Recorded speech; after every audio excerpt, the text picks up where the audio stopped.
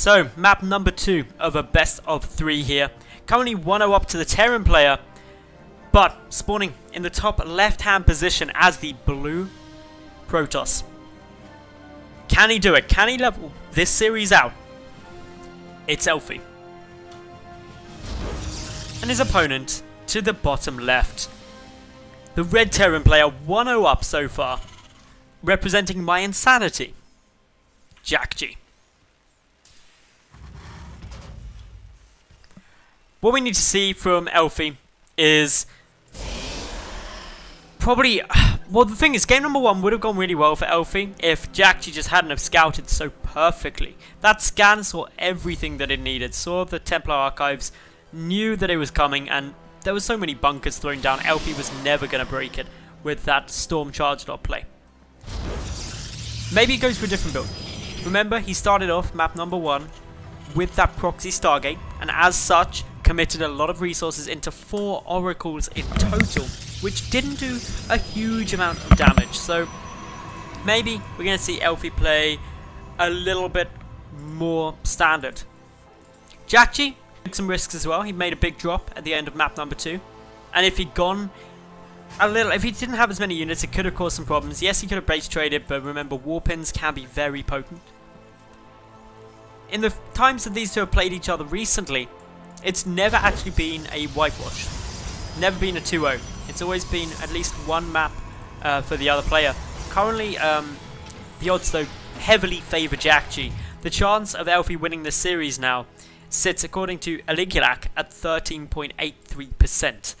Not the best odds going, but I believe in Elfi. I believe in Elfi's cat, and I think that maybe he can make something magical happen. What we definitely know though is that Elfi is going to be contending up against some Reaper play.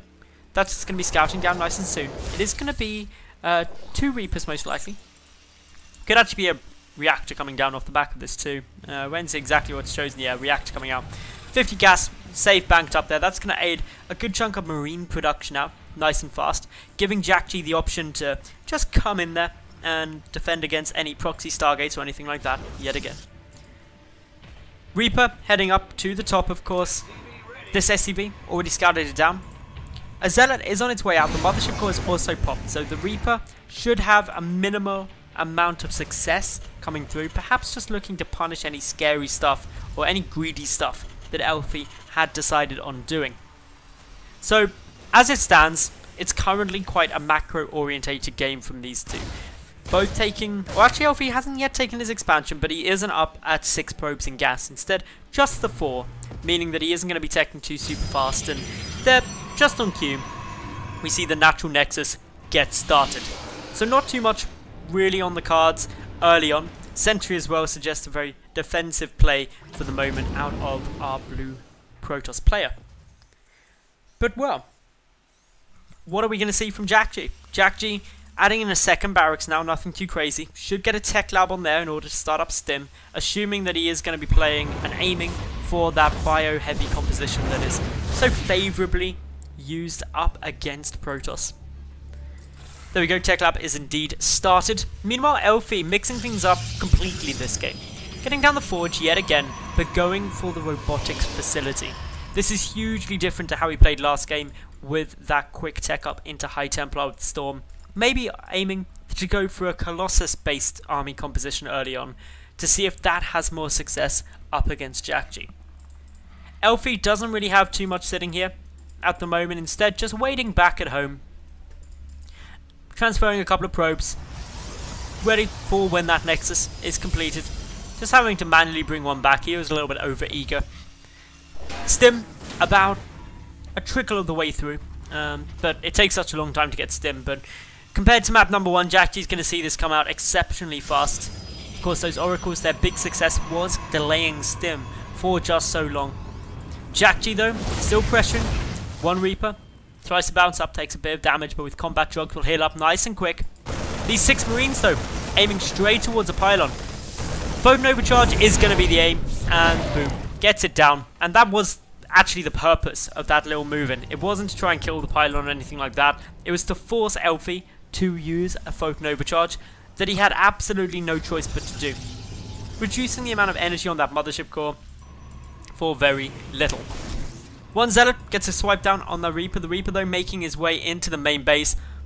Could try and get a couple of probe kills, but Elfi just attacking it immediately as it gets there. Gonna be able to force it away. Actually killing it there with the Mothership Core, which is some good positioning. But this is the scary push. This is the terrifying moment for Elfi. No starports, nothing like that. Just infantry coming across. Photon Overcharge is gonna run out. It has actually run out. And there isn't enough energy on the Mothership Core quite yet to go for another one. It does nearly have enough. It's going to be fairly close, but at the very least, this Mothership Core is going to be all out of energy, which really isn't what Elfi would want. The Mothership Core has no choice but to blow the Photon Overcharge yet again. There we go. But it's baited. And with this, Elfi now has got no energy remaining. He's also got supply blocked after that pylon was sniped. So that's a pretty positive takeaway from Jjakji there. Lost one Marine in the process. Back at home for Jjakji, he does have his starport, getting ready to float over there. He's also getting down that big scan yet again. Where did that scan actually go? I heard a scan. Just out here. Maybe there was an observer or something. There definitely could have been. Yep, one observer killed. So, yeah, an observer just getting sniped off there. Good detection of the shimmering from Jjakji.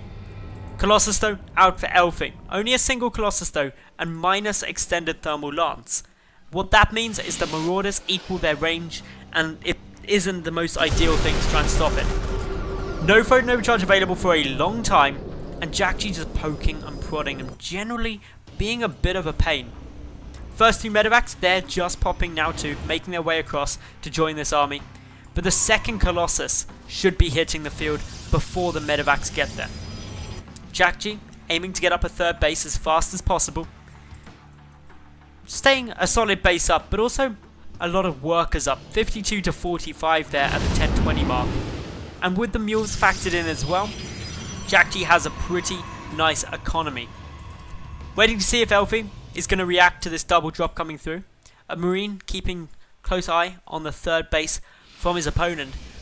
But Jjakji, he's preparing for the split push. Double drop into the main, which may draw back the army, allowing Elfi to move on forward, forcing a split of this army, and that may not be what Elfi wants. One Colossus taking very low, gets taken down. Quick little pick up there. Force fields not going to help when there's medevacs in position. At the front, another Colossus dies. That is a tragic loss for the Protoss player. The double drop in the main base, getting some nice damage down. There's no Photon Overcharge, remember, for another 2 energy. But Elfi isn't going to be able to stop it even with that. Beautiful multi-prong play coming down from the Mayan Senati Terran, and Jjakji advances forward into the semi-finals 2-0.